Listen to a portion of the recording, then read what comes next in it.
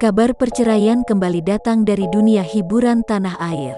Aktris Thalita Latief mengajukan gugatan cerai pada sang suami, Dennis Rizky. Diketahui, Thalita menggugat Dennis ke Pengadilan Agama PA Jakarta Pusat. Hal itu dibenarkan langsung oleh Humas PA Jakarta Pusat, Fahru Rozi. Menurut Fahru Rozi, gugatan cerai tersebut didaftarkan oleh pengacara Thalita Latief, Juan Felix Tampubolon. Didaftarkan oleh pengacaranya dari kantor hukum Juan Felix Tampubolon, kata Humas PA Jakarta Pusat. Fahru Rozi mengutip dari Kompas.com Minggu, tanggal 28 Maret tahun 2021. Terkait gugatan cerai tersebut, Thalita juga menuntut hak asuh untuk anak sematawayangnya. Lanjut, terkait harta Gonagini tidak disertakan dalam pengajuan gugatan oleh pihak Thalita. Dalam gugatan itu cerai dan hak asuh anak.